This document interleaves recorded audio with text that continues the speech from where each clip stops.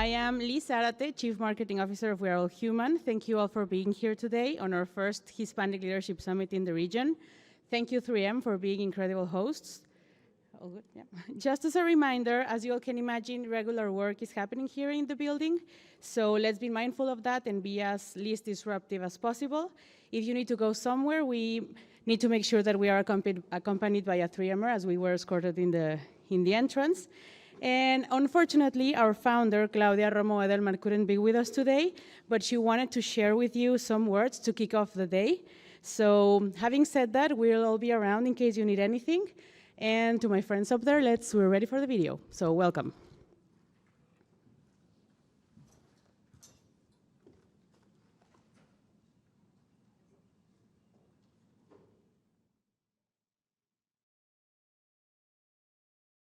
Good morning.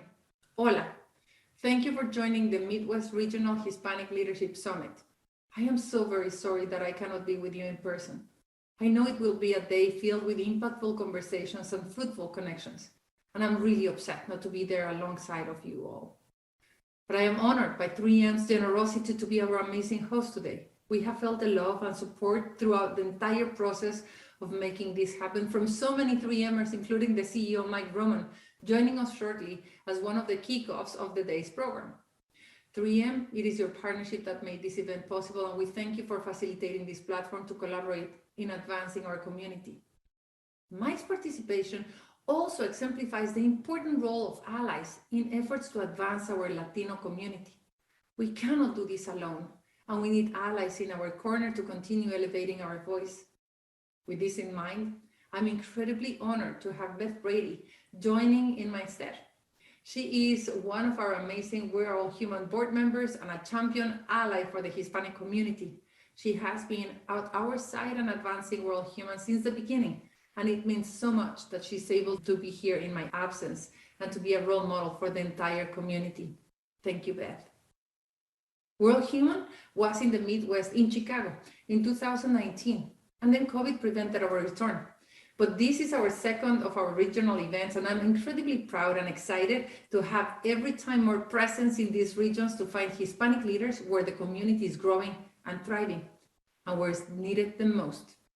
Today, we gather leaders from all over the region, united to achieve three main goals together. Number one is to educate us all, to inspire us all about the Hispanic data, the market, our opportunities, the data, the opportunities, the facts and figures, the priorities, so that ideally we all realize how big this opportunity is and that we need to prioritize Latinos as a business imperative. Number two is to unify us by having a shared agenda, create a sense of community and come together as one voice. Number three is to mobilize corporate America as our key ally to make this progress happen, to move the needle and achieve our agenda. At the We're All Human Foundation, we have been inspired by the global framework of the Sustainable Development Goals and how it can be applied to our community to help us address the gaps and opportunities in a measurable way. We landscaped what we call the HSDGs, the Hispanic Sustainable Development Goals, and identified in 2024 priorities: good health and well-being, quality education, gender equality, and decent work and economic growth. Today, throughout the sessions, we will have conversations tied to these goals, as well as talking about the Hispanic Promise, reaching the Hispanic community, and learning about what's next for us as Latinos. The theme that we're choosing for 2022 is breakthrough. We truly believe we're about to break through. We've never been so strong, never been so ready. All the conditions to win are here. We believe that we can be the last generation of Hispanics that is not seen, not heard, and not valued. But you don't have to believe me. Let's look at the data. Yes, Hispanics, Latino, Latinx, whatever you want to call us, as long as you pay us well, it's okay. We are the people. 62 million people, 19% of the population today, but tomorrow, 30% of the population. Yes, by 2050, 1 in every 3 Americans will be Latinos. Hello, hello, hola. Hello, hello, hola. Why? We are 51% of the population growth and the most common interracial marriage in the country. We're very generous with our law. We're not only the many, we're the youth.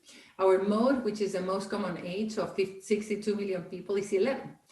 The mode of non-Hispanics, 58. So you can only imagine. We're also the economy. Hispanics are responsible for $2.6 trillion of the GDP, which ranks us among the top 10 GDPs of the entire world. Our purchasing power is growing by the minute, right now ranking at $1.9 trillion. So that means we account for 68% of growth in the auto industry, 68% of video game usage, 40% of new home growth. Wherever you want to see it, Latinos are growth. And not only growth economically, but we are entrepreneurial. 86% of all new businesses launched in the past 10 years were started by Latinos. 1 in every 5 entrepreneurs in this country is a Hispanic. An extraordinary 74% of new workers in the US are Hispanics, and we account for 40% of all workforce growth. And we believe in education. Hispanics are outpacing other groups in pursuing higher education, building new skills, because we deeply understand the connection between education and opportunity. Our mothers do, our grandmothers do. We invest in education. We believe in responsibility, in our responsibility for the American dream. We are helping to write the continued story of this country by paying our taxes, by contributing to Social Security through larger voter turnout and disproportionately large numbers in the military. In an aging America, Latinos are key to support the rest of the country. So overall, I hope that you understand the data is clear. Hispanics are growth. And this community is powerful. There's no way that you can hire or sell without Latinos. No politician can win any election without our Hispanic community. We do have structural barriers that we have to overcome, as I mentioned before: education, health, gender, jobs. But there are other barriers that we can tackle and that we can overcome so that we can make it easier to achieve that breakthrough. And those are the actions that we're going to be talking about throughout the day so that we can all take action and be in the solution mode. But first, let me address the fact that we are a massive community that is not monolithic at all. We come in all forms and shapes. Yeah, Latinos, Latinas, Hispanics, queer, trans, Afro-Latinos, Indigenous, Asian, Catholics, Jewish, Buddhists, Protestants, tall, short, blonde, brown, we're all of that. Yes, we're all of that coming from 26 different countries of origins that need to become one and act as one. One community united and in support of each other, because we do not act as one right now. We're clearly enriched by our differences, but we tend to focus more on those differences than in our shared dream that could unite us. That makes us really fragmented. And although understandably, we're still dominated by a scarcity mentality. Let us explore a little further this thought. A scarcity mentality is an idea or a worldview that opportunities, resources, or success are rare and limited, and as such, we have to guard them. So when I say it's understandable, it is because the world has been quite limiting for many of us. We're merely breaking ground. In many cases, we're the first person in our family to go to college, the first person to get into a senior position, or maybe even the first person that can ever dream of making $1 million or creating multi-generational wealth. Yes, our scarcity mentality is understandable, but it is not justifiable and not desirable. Having a scarcity mindset can be a self-fulfilling prophecy because these beliefs make it difficult to move forward and to live in abundance. Because those ideas, those beliefs, keep us from dreaming big, from demanding our worth and a rightful place. These beliefs put us inside of a bubble that makes the world seem small and the oxygen limited. So no wonder we elbow each other instead of supporting each other, because we think that each opportunity might be the last, and that inside of the bubble, there's not enough air for all of us to breathe. No wonder we don't speak up when one of us is attacked, offended, or pushed out, because we might think that our position might be at risk. It is time to burst the bubbles once and for all, and to realize that the air is abundant for all and every one of us, that there's not one seat at the table, because there is no table. There is only a country full of opportunities for every Latino to thrive if we help each other, if we support each other. It is time for us as a community, for this group, to realize we have to move from the scarcity mentality to the abundance mentality, to make that important shift for our community. It is essential that we surround ourselves with people that want the same dream, that want to change, people that are ready to grow and prosper and support each other. We are, at the end of the day, the result of the average of our group. So we have to have a great group, a group of people that are echados pa'lante, surrounded with abundance mentality, that want to support each other, that want to share the access code and open the door for each other. And that is why we are gathered here. That's why we gathered you here, because we want to convene and create those intentional networks of support with and for those leaders that believe that our time is now and that we are ready to break through.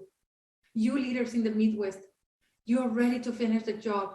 You're ready to cross the finishing line so that every Latino can be seen, heard, and valued. We need to understand that united, we are strong, because despite our differences and the diversity of our community, there's one thing that truly, truly unites us. I've been obsessing about what unifies the Latino community, So I started looking at the data, and surely if you look at the data, you can see the differences. But if you start playing with the data, when you start looking at the movement, at the camera, when the data movement, you realize that all of us are moving in the same path. And there's one thing that defines the Hispanic experience in the US, and that is our desire to progress. And that is our desire to believe in the American dream and go forward. And that is why our families, whether they came in the 1500s or 15 days ago, they came here because we believe in the arc of the American story. We believe that through hard work, commitment, and perseverance with values, we have the opportunity to set lofty goals and achieve them. This is not simply aspirational. This is empirical, and it's easily measured by any one of us, by our contributions to the economy, by our contributions to the country. So ladies and gentlemen, here is the main conclusion. Hispanic progress is American progress. They are bound together, intrinsically, inevitably. So it is essential that we invest in the future of America to have a prepared and educated workforce. That means that we absolutely need to prioritize and invest in the Latino community and find ways to advance and engage genuinely with employees, suppliers, consumers, and the community, because the future of Latinos is the future of America. The change we're here to make doesn't come from tearing down, but building up. And that is what unites us all here today, because we are all committed to progress, aren't we? We're all pursuing growth, aren't we? We all believe in making the world better and to be part of history. And every one of us has a role to play. I end these words today, with sadness not being with you today, by quoting one of my favorite authors, Isabel Allende, when she wrote, "We only have what we give." My heart is broken, our heart is broken for the atrocities and the hits of the Hispanic children. Hispanic children, our American youth. So today I pay tribute to the strength of the Latino spirit, resilient, hard worker, family, friends. Times of crisis and tragedy call on us to be even closer together, to extend our arms to our families, our extended and larger Latino community, because in the end, we are enriched by our actions and the things we do. I believe we have much to give and to share with each other to make a difference. We are on that path today to embrace each other and strengthen our networks of support. Thank you again, 3M, for being our generous host and an amazing role model company who cares and is taking action to advance our community.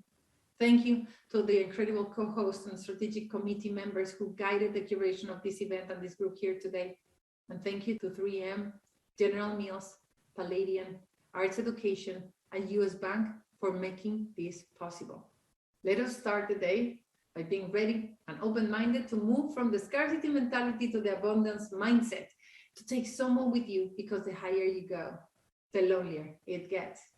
Let's get ready to create inclusive environments. I hope that today paints the picture of how to make this change a reality, of who to make the change with, because this is our time, and together we shine.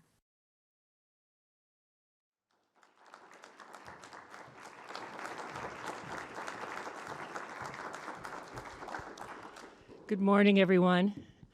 And welcome, and thank you so much to 3M for this beautiful venue and allowing us to have this day here. I'm Beth Brady. As Claudia mentioned in the video, I've been with her since the beginning, and I sit on her board, and I've been her strategic advisor as she's been on this amazing journey to help bring attention to the importance of diversity in our world and our country, and to help bring the attention to the Hispanic contributions and quality of talent that exist out there. So I have been working with Claudia. I'm a CMO with an organization called Chief Outsider. So I work with organizations around the country and around the world.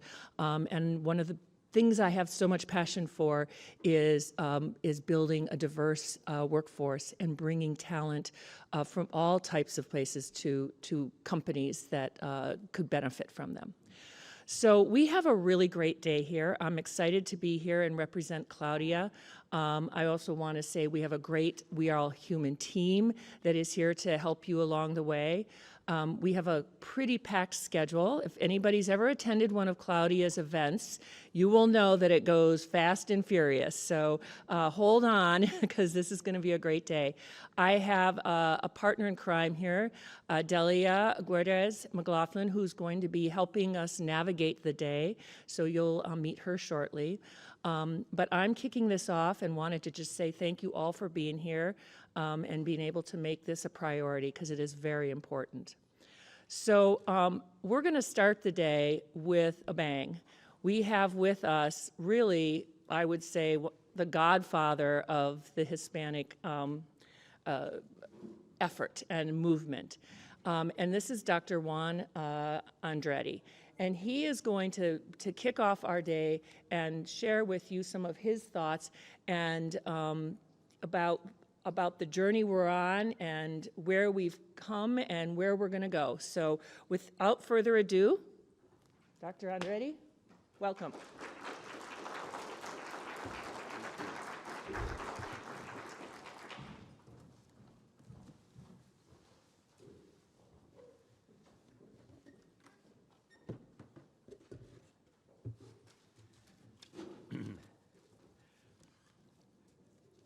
Thank you very much, Beth, and thank you all for being here this morning. You know, I had asked Claudia not to put me on the program right after her. And then when she said she wasn't going to be here, I thought, well, maybe it won't be so bad. But then after seeing that video, I tell you what, she is just such an inspiration and such a dynamic person that even on screen you don't want to follow her. But I'll do my best because I believe so strongly in what Claudia and We Are All Human Foundation have proposed to do and have been doing now for some years and doing it so well. And as the sun sets on my own career, now running 52 years, I'm glad that I have one more shot left in life to support something in which I strongly believe and had advocated for throughout my career. And finally, we have someone who can get us there. The dream that we had to establish ourselves in this country and to make our presence felt, we all worked at it within our different spheres of influence. We worked in building and creating businesses and working in government and corporations all over the country and just providing a workforce that is second to none to make our community proud and America to recognize who we are and what we bring to the table. And we have worked in all aspects of American society, hoping that someday we would get there and looking for someone who could get us there. I believe without a doubt that Claudia Romo Edelman is that person. And what the We Are All Human Campaign Foundation has proposed and put before us is something that will certainly get us there. At very least, I will die trying to help her fulfill that dream that many of us, colleagues of mine, have had throughout our lives. Most of my colleagues are now dead and gone. The people that I started out with in the 60s have all passed on for the most part. I'm one of the last ones around, maybe the last of the Mohicans, I don't know how you might want to describe that, but still, I'm going to die trying to fulfill this dream, this vision that Claudia has brought to this country. And what she is proposing to do in American society, the impact that she will have, I believe, will give us all something of which we can be proud. And it's a privilege for me to be here today and be part of this program and helping move this mission forward, because it is indeed a mission. To kind of provide, I've told you pretty much how old I am already. You can just add a few more years to the 50-some odd that I have been doing this, and that's how old I am. But all honesty, so you don't have to wonder, I'm 75 years old and have been doing this easily most of my life. But so I have seen what many have not, where we were when we started. I won't go back to the 60s. I'll spare you the 70s, and I'll pick up in the 80s. Why? Because that was called the decade for Hispanics in America. Blacks, we had just celebrated Blacks for America in the 1970s. In the 1980s, people noticed us for a few reasons and declared that decade the decade for Hispanics. We all knew that the next decade has to be about women. So the 90s was the decade for women in America. And so going back to the 80s, that first decade, I want to speak to you this morning about something that was kind of alluded to in the 1980s and is now more commonly used. And it's an expression, a term called the Hispanicization of America. How many of y'all in this room are familiar with that term? A few of you? Okay. That's kind of what I figured. Most of us people today, our leaders today, quite honestly, weren't around 40 years ago. And they missed that whole time, that era of the 1980s. So if you'll allow me this morning, I'd like to move this conversation from the decade of Hispanics to today that we call the Hispanicization of America. And because as I would reminisce over the last 4 decades of my own USHLI experience, I realized more and more that probably today's leaders missed out on this time, on the first time that we referred to Hispanics in America. It was heard as then because of the impact, the emergent impact of Hispanics in American society. In the 1980s, sociologists and visionaries scrambled to come up with a term that would describe the phenomenon that was playing out in America. They called it the decade for Hispanics. And this just goes to show, when they call it the decade for blacks, the decade for Hispanics, the decade for women, it just goes to show how shallow and naive an entire generation was when it came to understanding what was happening in America. nor realizing the vertical and horizontal shift, the width and depth, if you will, of the impact of these three groups, blacks, Hispanics, and women, would have well into the next century, let alone any idea what our impact would be on the new millennium. Everything Hispanic was catching on in America when they came up with that term, the decade for Hispanics, because everything Hispanic was catching on in this country, getting everybody's attention. Y'all may remember, those of y'all who are old enough, to think about Gloria Estefan and the Miami Sound Machine. They dominated the music world, and everybody was dancing to the conga. Y'all can Google that if you don't know what that was. But it had this whole country moving and shaking, following Gloria Estefan. And Andy Garcia, y'all may still remember him, seemed to be appearing in every movie imaginable. Westerns, dramas, The Godfather, comedies, wherever there was a screen, Andy Garcia was on it. Colombian writer Gabriel Garcia Marquez was awarded the Nobel Prize for Literature. The Bolivian Irish-American movie actress Raquel Welch, who was born Jo Raquel Tejada in Chicago, revolutionized the movie industry in her portrayals of strong women throughout her career. Puerto Rican actor Raul Julia dominated the movie screens and the Broadway stage. In politics, Joseph Montoya was elected from New Mexico to serve in the United States Senate.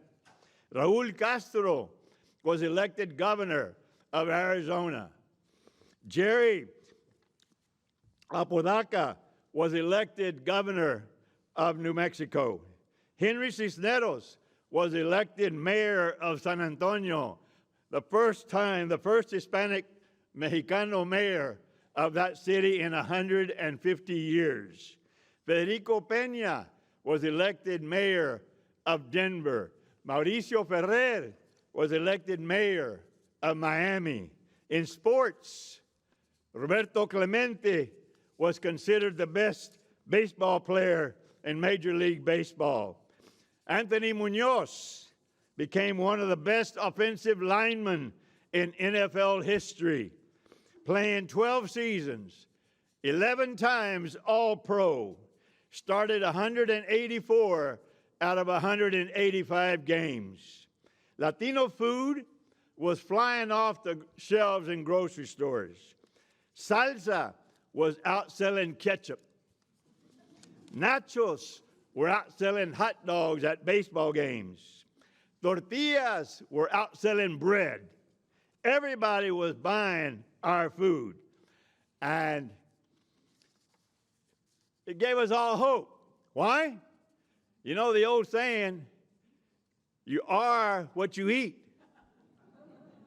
So that way, more and more people were becoming Hispanic by consuming our food, more so than even Hispanics in some places. Latinos were dominating every aspect of American society. Latinos had captured the imagination of the American people. That's why they dubbed it the decade for Hispanics. Analysts debated whether these trends and structural changes in American society would endure. They questioned, do they have staying power? Was it a phase or was it real, sustainable? By the end of the decade for Hispanics had evolved into the Hispanicization of America. The transformation of American popular culture had taken root. Without a doubt, the Hispanicization of America was underway 40 years ago. Here in the Midwest, we have an Hispanic population today of just under 5 million. That's about 10% of the total Hispanic population of the country, pretty close, 9%. We have 261 Hispanic elected officials. Our voting age population is 3 million in the Midwest. Of that number, 1.3 million are registered to vote. Hispanics have the political capability today to swing a presidential election with 88 electoral votes here in the Midwest. That's 30% of all the electoral votes needed to be elected president of the United States.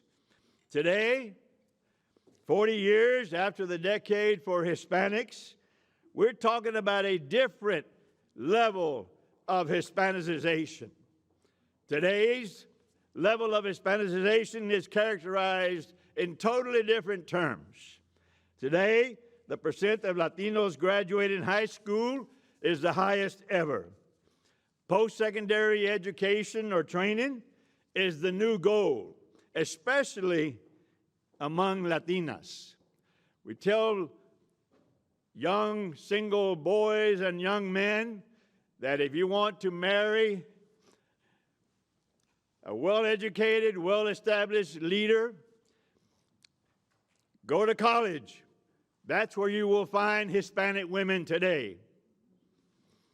It's amazing what we're seeing, this explosion in the rise of what we call Hispanic serving institutions, HSIs.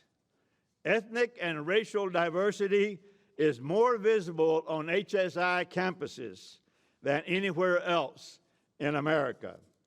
Hispanic serving institutions are graduating the majority of all Latino students, and graduating three times as many blacks in America as historically black colleges and universities. When I earned my first degree, a little more than 1% of Hispanics had earned a degree. Today, it's closer to 15% of us who have at least one degree. We have 5 million Hispanic-owned businesses providing employment for hundreds of thousands of workers. Latinas are creating businesses at a rate 6 times faster than the general population, regardless of race or ethnicity, male or female. Hispanics created over 80% of all the new jobs in America during the last 10 years. Latino annual purchasing power now exceeds $2 trillion a year. The Latino GDP, the gross domestic product, is growing faster than the GDP of the United States. It is the third fastest growing GDP in the world, behind China and India. That's the Latino GDP. Almost half of all new homes in America are being bought by Hispanics, which means jobs for millions of carpenters, plumbers, roofers, electricians, bricklayers, landscapers, and many more. Latinos account for most of the workers today entering the labor force. Politically, Hispanicization has boomed over America over the last 40 years. Latino voter registration is increasing at a rate 6 times faster than the general population. Latino voter turnout is increasing at a rate 5 times faster than the general population. Hispanics now hold state-level elected office in 37 states. And if you include local office, city councils, and school boards, it's well over 40 states in America where Latinos have elected officials today. 40 years ago, we had only 1 United States senator. Today, we have 6, and more could be elected during this decade. 40 years ago, we had 7 Latino members of Congress. Today, we have over 40 serving in the Congress of the United States. 40 years ago, we had less than 100 state legislators. Today, we have over 350 serving in state legislatures across the country. It's just extraordinary what we're seeing. 40 years ago, we had a little less than 2,000 Latino elected officials in this country. Today, we have over 7,000 serving in public office today. Over the last 10 years, the Hispanicization of America has shifted gears, accelerated, and we have to shift along with it. According to the 2020 census, Hispanics accounted for 51% of the total population growth of the United States. That means that our population growth was more than all of whites, blacks, Asians, Arabs, and American Indians combined. That was the Latino population growth over the last 10 years. California was the first state, New Mexico was the second state, and today, Texas is the third state in a major state in a country where Hispanics comprise the largest ethnic and racial group in those 3 states. In 20 more years, by 2042, America will reach another milestone. For the first time in American history, whites will become a minority also. Not a POC minority, but a numerical minority just the same. For the first time in history, no ethnic or racial group will comprise a majority in America. And that's just 20 years from now. In just 40 years from now, the Hispanic population of los Estados Pegados will double in size to 120 million people. The Latino population will double in size to 120 million. How many is 120 million? Today, if you took 37 states and added their total population of 37 states, that is 120 million. That's how big we will be in just 40 more years. Think about it. We've talked about how far we've come over the last 40 years. This is where we will be in another 40 years, where y'all will be here, but I will not. But I'll be watching y'all grow. It's just amazing what is transpiring in America. Because when we get to that point, in 2060, there will never again be a majority group in America. Until 2060 and thereafter for the remainder of the century. Because the next majority group in America that is in any position to reach that level is the Hispanic community. The next majority group in America will be Latino. Latino children being born today will parent the future generations that will comprise America's new majority. Our job today is to get America ready for them. Invest in our young families and their children. They will be the future parents and grandparents of America's new majority. And they are already here, being born today. In their lifetime, in the lifetime of newborns today, America will become the most powerful Spanish-speaking country in the world. We already are the second largest Spanish-speaking country in the world. In the next 40 years, we will be the largest Spanish-speaking country in the world. Can't y'all just see that? Just imagine the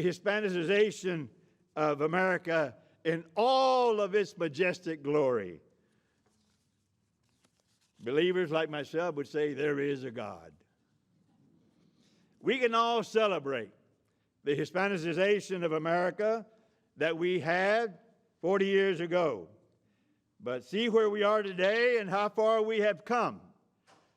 It's no longer about salsa outselling ketchup anymore, or nachos outselling hot dogs at baseball games anymore. And it's not about tortillas outselling bread anymore. It's about economic power that we're building. It's about the political power that Latinos are building in America, creating new businesses in this country with jobs for everyone, increasing our GDP, building a more powerful United States. Folks, our day has come. We are today America's future. So let's all join together as Latinos, Mexicanos, Puerto Ricanos, Dominicanos, Cubanos, Centro y Suramericanos, Latinos throughout the world. Let's join together and Hispanicize the world. We are one people, un pueblo, una gente, una raza unida. My friends, let's imagine, visualize, and make the Hispanicization of America a reality. Thank you all very much. God bless y'all. Que viva la raza. Thank you.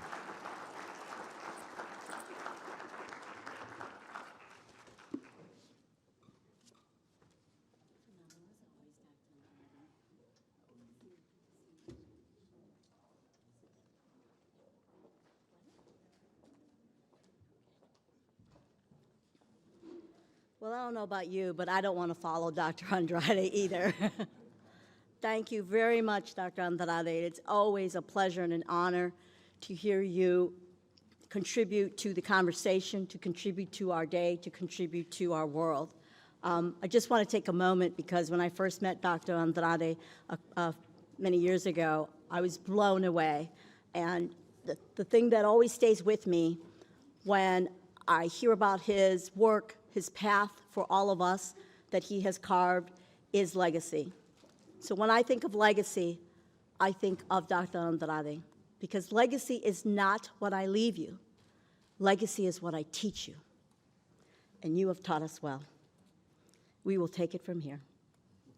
So we are delighted to have you here and appreciate everyone's continuous support. Now, I'd like to take a moment to welcome a special representative from 3M, who is our phenomenal host for this event.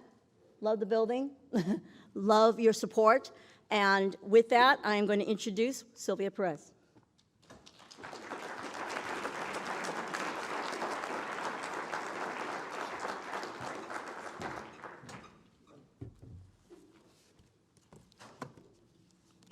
Good morning. Buenos dias. And bon dia. Sometimes we forget those Latinos, right, Marcelo? I am Sylvia Perez, and I am the president of the Commercial Solutions Division at 3M. By the way, the beautiful art that Jimmy is exposing here is all made with the films my division creates, and he completely transforms into amazing art. Thank you for making our work of love an amazing expression of art. I'm also the executive sponsor of the Latino Resource Network, an internal organization here at 3M that exists to increase the Hispanic sense of community, representation, and influence at 3M. I want to make a couple thank yous before I start. I want to thank Alejandro Rothschild. He is the chair of our LRN, Latino Resource Network, and has done an amazing job getting this event together. And I also want to thank Marlene Lopez Ibarra because she has been the passion behind us being here as a Hispanic Promise signatures. So Marlene, thank you so much. But I want to thank you all for your commitment and willingness to dedicate time from your busy schedules to participate in a day of meaningful dialogue here at the 3M Center. There is truly strength in numbers. Together, we can achieve a lot more than we can do on our own. I would like to start going outside. I always tell my team, start with the outside in. And even though we had 2 speakers already talk about the importance of the Latino community in the United States, I think we cannot stop emphasizing that. And by the way, Dr. Andrade, if I knew I was going to follow you, I would also have asked not to have that happen. As Latino, as we heard, we make 18% of the US population, 12% of the GDP, and 1.7 trillion of annual consumer purchasing power. However, Latinos are often undervalued, underrepresented, and Latinos feel that they cannot be themselves at work at 70% of them. That's a staggering number and deeply concerning. Unification of Latino leaders and allies is needed more than ever today. Even though we have made a lot of progress, there is still a long road for us to achieve. And as Claudia alluded earlier in her opening remarks, this is not simply a one-day event. Together, we can and we will move from dialogue to applying our learnings and driving lasting change within our organizations, our community, and our country. Here at 3M, we have been committed to that journey, and we are very aligned with the objectives of the Hispanic Promise to promote equity, diversity, and inclusion to build bridges that move the needle of the Hispanic community.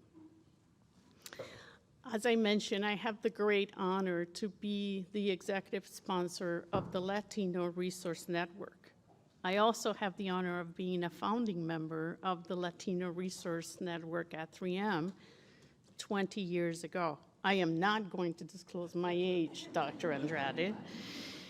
I couldn't be prouder of the progress we have made, from being 5 Latinos that sit around a table to write the vision and the mission of our the group for 3M to what we have achieved so far.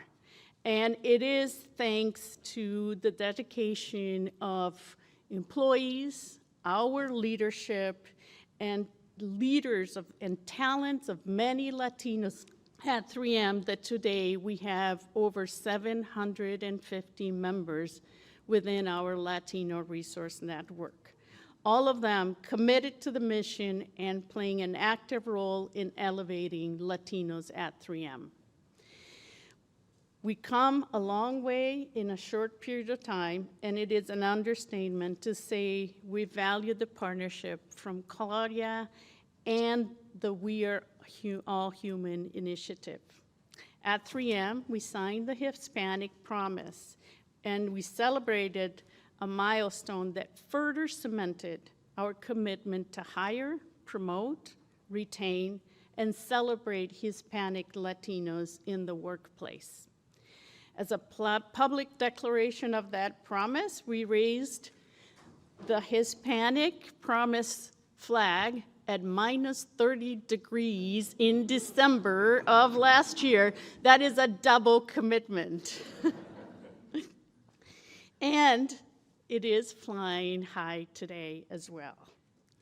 Over the next 3 to 5 years at 3M, we're striving to ensure career advancement and promotion of Latinos at above 3M's average.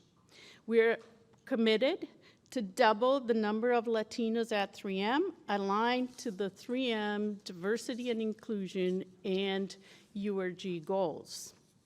The opportunity to both host and participate in the Hispanic Regional Leadership Summit today serves as an inspiration in our journey. And once again, I thank you each for making this possible. I am confident this will be a valuable experience for all of us today. Throughout the day, you will hear from many Latinos at 3M, including Marina Perso, our 3M Chief Diversity Officer. She will participate in Successful Workplaces of a panel. Alejandro Rocho, 3M Latino Network Chair, who will speak in the role of ERGs in advancing companies' DEI goals. Marlene Lopez Ibarra, our 3M Strategic Director, Country Governments and Services, who will participate in a fireside chat with Jimmy Longoria. And then finally, I very much look forward to facilitating, moderating the panel on Hispanic Promise. But there is no more important speaker from 3M today than our very own special guest, Mike Roman, Chairman of the Board and Chief Executive Officer of 3M. We're so honored to have Mike here with us today. Under Mike's leadership, 3M has made strides to advance diversity, equity, and inclusion as never before, with a pledge to double the representation of underrepresented groups. Also, under Mike's leadership, 3M has committed to investing $50 million to address racial opportunity gaps through workforce development initiatives in our communities. I want to personally thank Mike for advocating for this pledge, for his relentless support of 3M's Latino Resource Network, and for making time to be with us here today. And with that, let's make a warm welcome to Mike.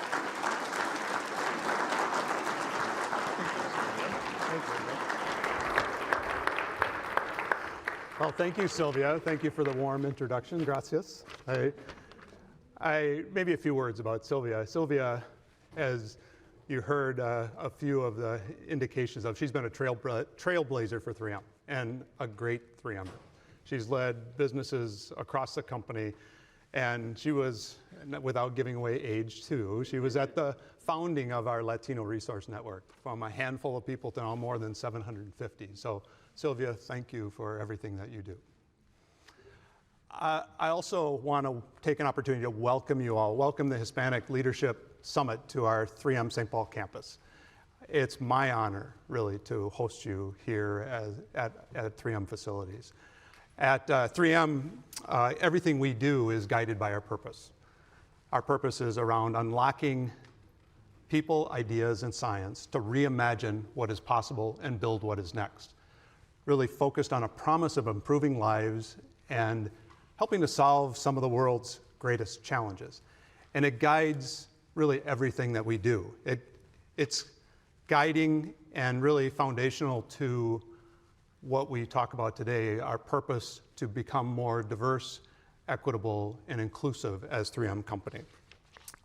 And it's a priority for us, and a priority for the company, and a personal priority for myself. Hispanics are a powerful force.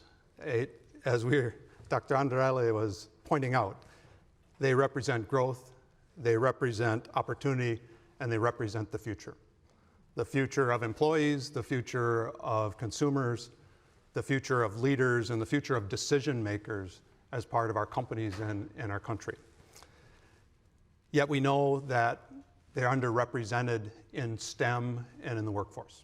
At 8%, thinking about the population representation that Sylvia just talked about, underrepresented in such a critical area. And so for 3M, it's important that our workforce represents our communities, that's a priority for us, particularly in the STEM fields, but it's the right thing to do for us as a company, to be competitive. We know it makes us more creative, more innovative, more successful as a company. And so we are continuing to step up. Sylvia highlighted some of the things we're doing in the community. Everything we do to step up around our purpose and leading in diversity, equity, and inclusion really has to start with the strengths of a company. It's important for me that we bring the strengths of a company to making a difference and that we make a difference. And it only happens when we decide it's a priority, when we allocate resources, when we set goals and make commitments, and then hold ourselves accountable. And we have been driving to those goals. We've achieved pay equity for racial and ethnic groups in the US, including Hispanics, as a goal that we set out and now have achieved. We are working to achieve the goal that Sylvia highlighted, to double the underrepresented groups in 3M Company. It's important that we start our leadership in our company. We are also increasing our support of Hispanics serving colleges and universities, really working to make a difference in supporting STEM and STEM access for students. And as Sylvia mentioned, we signed and are committed to the Hispanic Promise. So we are going to make these and are making these priorities, and we will hold ourselves accountable to delivering on those. We are also bringing 3M science to bear on some of the challenges we face. As an example, we know in 3M Company that oral care health, is a gateway to overall health of people. And so we recognize that one of the challenges in oral health are the tooth decay in children. And this is a painful and challenging and often a first step in challenges with oral health. And here in Minnesota, 30,000 people have limited access to oral care. They are forced to drive more than 70 miles to reach health care and oral care.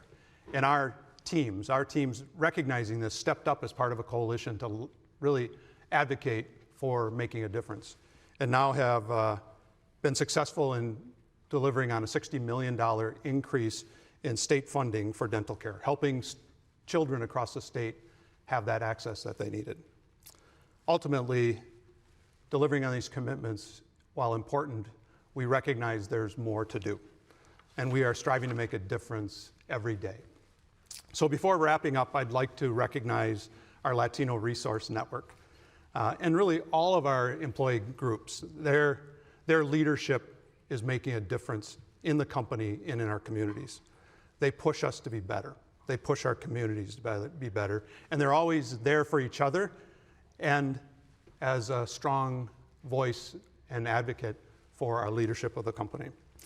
And this was never more true than in the middle of the tragedy in Uvalde, Texas.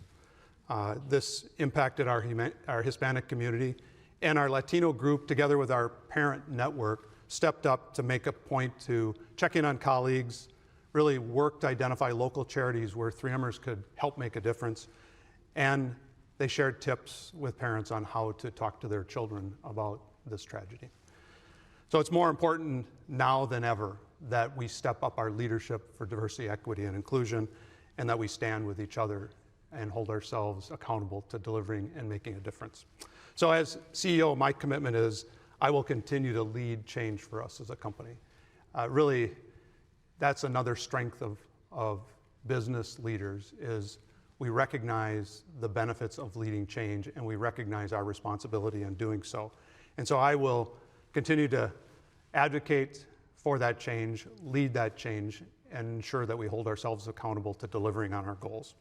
And we'll continue to partner with great organizations like this Hispanic Leadership Summit that's with us today. So again, I would like to thank you all for joining us at 3M. I wish you to have a great summit and have a great day. Thank you.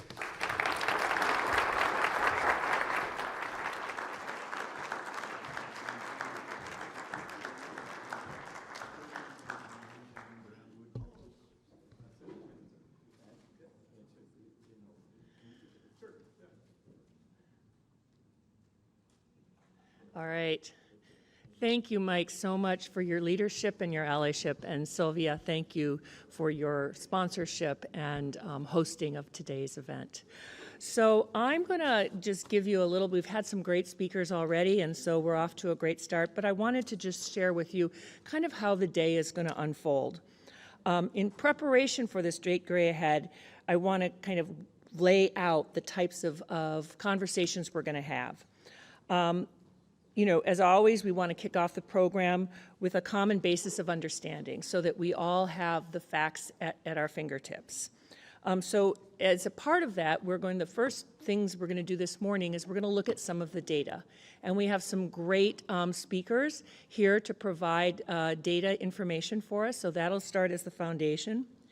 Following the presentations, we will have panel discussions around the 4 Hispanic Sustainable Development Goals that Claudia referenced in her video up front: good health and well-being, quality education, gender equality, and decent work and economic growth.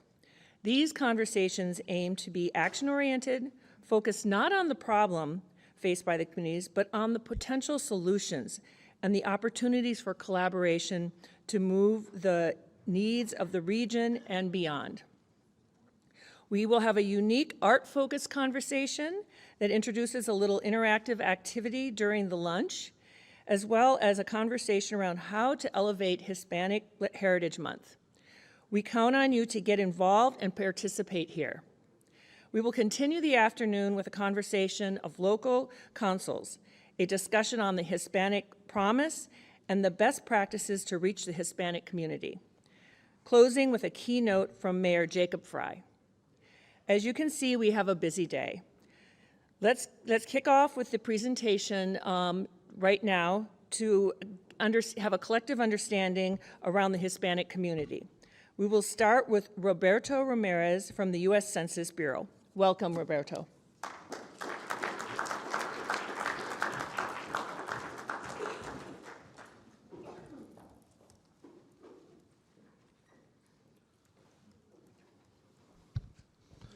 Hello, everyone, and good morning. I'm glad to be here.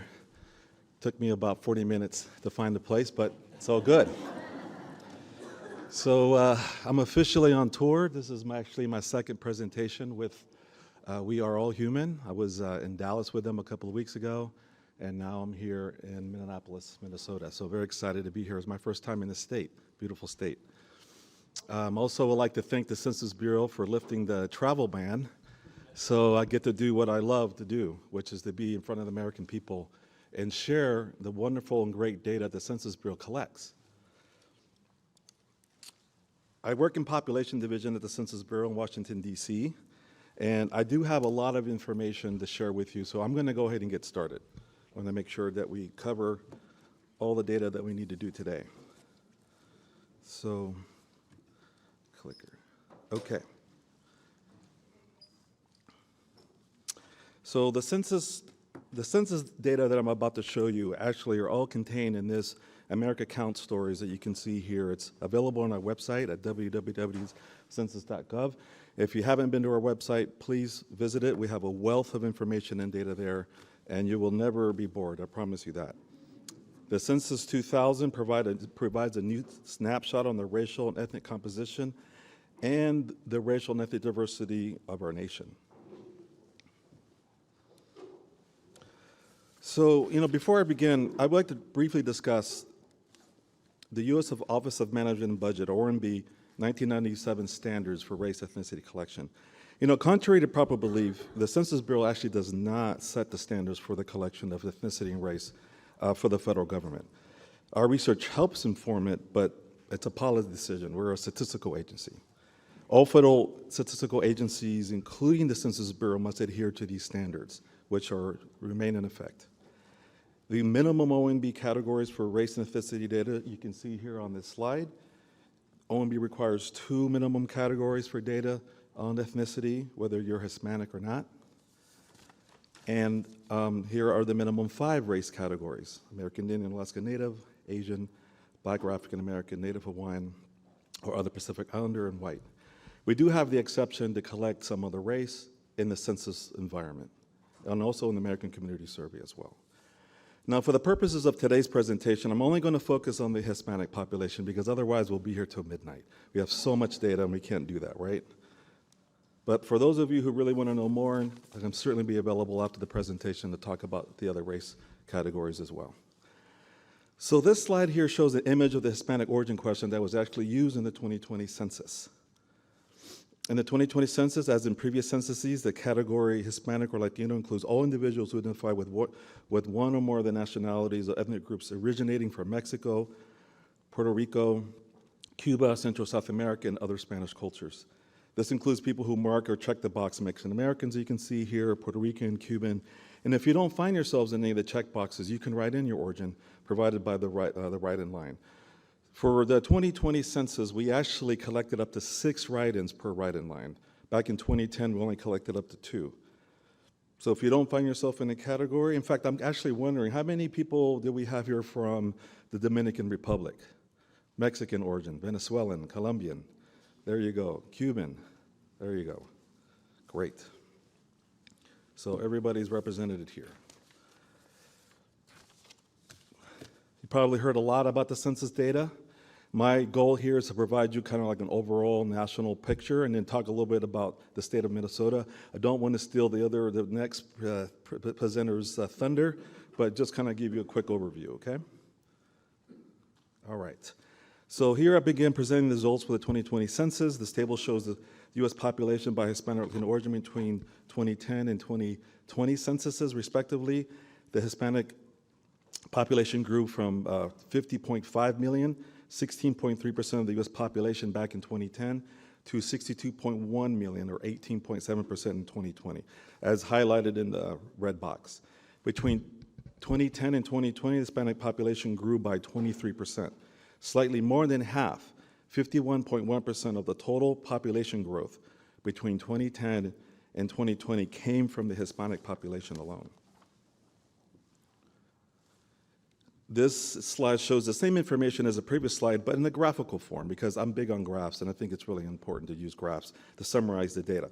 The Hispanic population shown here in light blue numbered 50 million, 0.5, as I mentioned, 16.3% of the population in 2010, and you can see the 2020 corresponding percentages as well. In dark blue, the non-Hispanic population was 83.7% of the population in 2010, compared to 81.3% in 2020.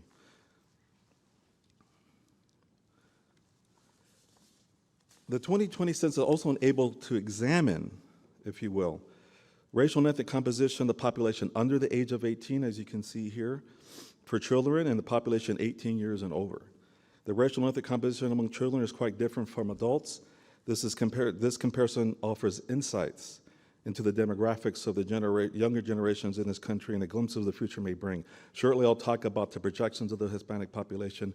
Some of the speakers already here talked about the significance of the Hispanic population, and it's true. The Hispanic population literally is changing the demographics, the portrait of the United States.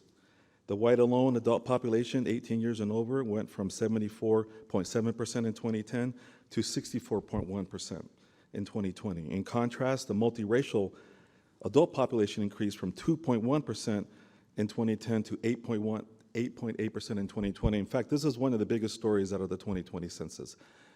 The multiracial population is the fastest growing population in the United States, and it's increasing, and we believe in the 2020 census, the improvements to the Hispanic and race questions allow to capture that diversity more accurately.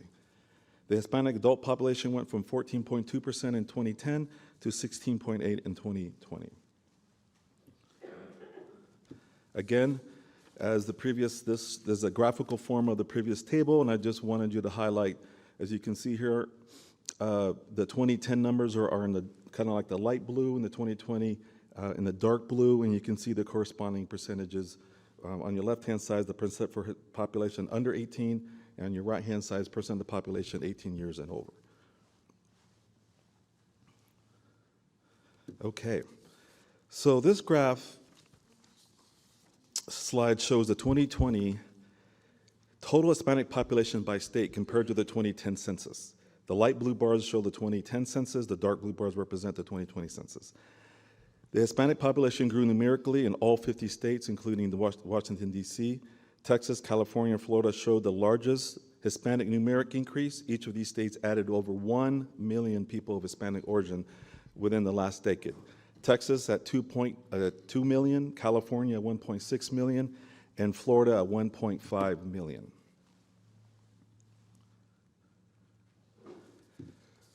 So using our data visualizations at census.gov, you can further explore the data we've covered so far using interactive maps and graphs, which illustrate the 2020 results compared to 2010. If you haven't seen these maps on our site, I highly recommend that you see them. They're available for free, and we have a wealth of data to show you. So for today's illustration, I will just focus on the Hispanic portion, of course. So here is a screenshot of the Hispanic population in the United States by state from this data visualization. As you can see, the states with the highest percent Hispanic are concentrated in the southwestern parts of the United States. In the Midwest, Illinois had the largest percent Hispanic population at 18.2%. Illinois also had the 10th largest Hispanic origin population. Minnesota, however, ranks 38th out of the 50 states. Okay, so let's talk about Minnesota. So here is the percent Hispanic by county for the state of Minnesota. So you can see the counties here in the south are the counties with the highest percent Hispanic in the state. The Hispanic population is over 25% in 2 counties. Nobles County, and please forgive me, I'm struggling with this word, Watawan County, yes. How do you say that? Watawan, thank you. I practiced all last night and this morning, I still get it wrong. I tried. And here is the data for Hennepin County, home to Minneapolis, 7% of the county's Hispanic origin. It had the 17th largest Hispanic population out of the 87 counties in Minnesota. I wish I could really go over all this. I know my time's limited, but as you can see, if you ever get a chance, you will be able to hover over each of the different counties, and it will actually give you the actual counts from the 2020 and give you the percent increase and differences as well. Okay, so I want to spend a few minutes on these next few slides because I really think that, you know, demographics is really the future, and particularly in the Hispanic origin case for the United States. So far we covered, you know, the data that's available from the 2020 census. So now I'll cover our projection data on this slide in the next. This slide shows the Hispanic population size in millions from 1970, which is when the first time we started collecting Hispanic origin data. Back then we call it Spanish origin. And if you look at the light blue bars on the left side of the graph, these bars represent census counts from 1970 to 2010. In 1970, the Hispanic population in the United States was estimated at 9.3 million. And based on our most recent census, the green bar in the middle, the Hispanic population grew to 61.1 million. This means that the Hispanic population grew by 568% between 1970 and 2020. Between 2010 and 2020, between the censuses, the Hispanic population grew by 23%, which is 5 times larger than the non-Hispanic population. Now, if I can draw your attention to the dark blue bars on the right-hand side of the graph, these are projections of the Hispanic population decades from now. These projections are based on varying assumptions of future fertility, mortality, and net international migration. And as you can see, it's projected that the Hispanic population will increase to about 111 million by the year 2060, which is not too far away from now. This same slide shows the same data presented in the previous slide, but it displays it and the percentage of the population. So as you can see, that the percent of the total population that reported Hispanic has also grown over the last 50 years. As shown in the light blue bars, the Hispanic population grew from 4.6% in 1970 to 16.3% in 2010, representing an 11% increase since 1970. And as of April 1st, 2020, the Hispanic population grew 18.7% of the U.S. total population. If you look at the blue bars on the right-hand side, by 2050, it's projected that more than 1/4 of the U.S. population will be of Hispanic origin. And by 2060, it's projected that nearly 27.5% of the U.S. population will be of Hispanic origin. So as you can see, tremendous growth, young population, more children per family. This is driving the growth. And actually, contrary to popular belief, migration does play a big role in the growth, but it's actually native births, births here in the U.S. that's driving the growth in the country. My time is limited. I wish I could be here a little bit longer. Please come visit our website at www.census.gov, and I'll be more than happy to answer questions after the next presenter or during lunch. Thank you very much. Appreciate it.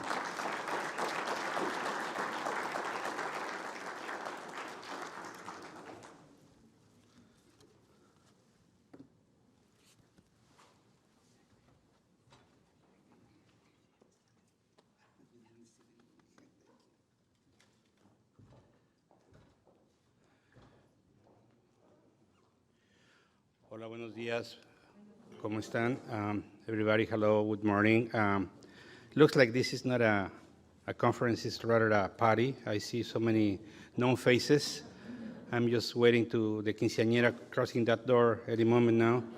So I am really glad to be here, and thank you so much. And first and foremost, thank you to the organizers and 3M for inviting me.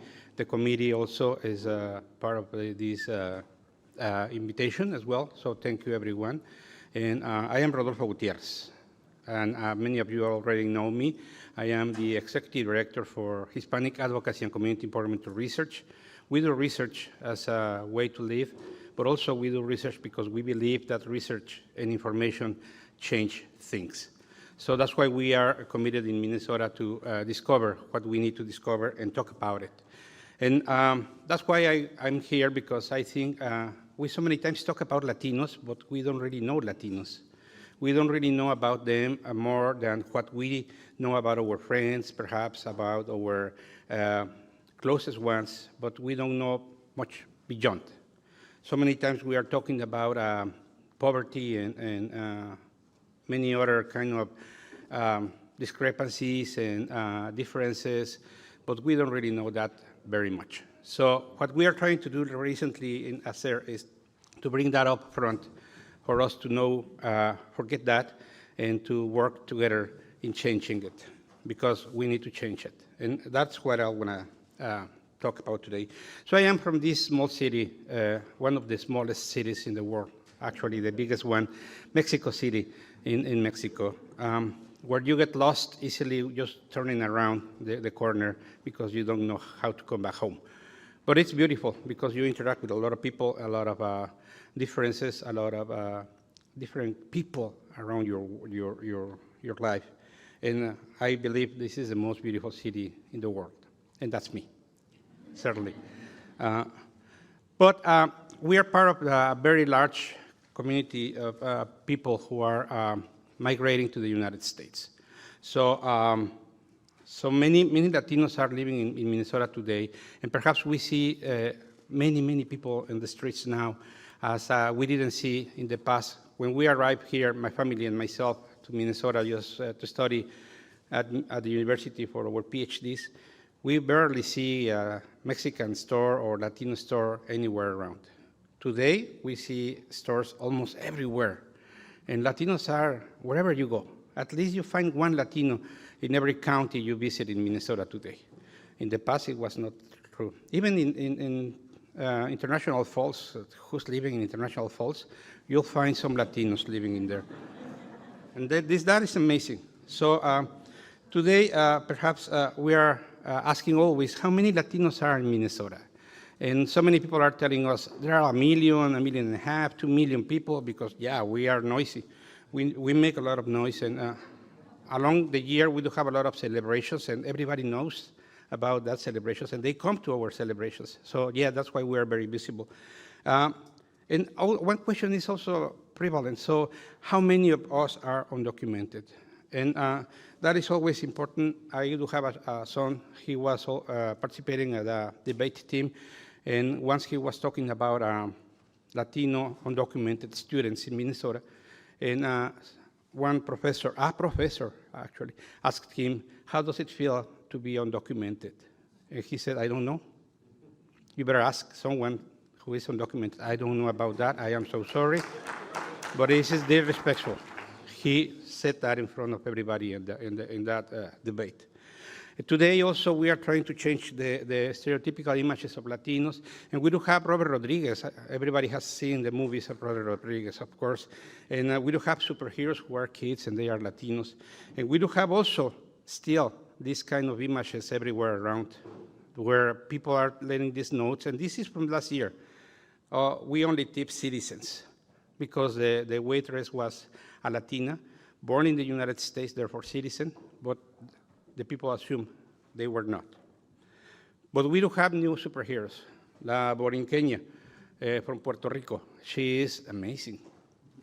You better know her. She's the best, one of the best superheroes.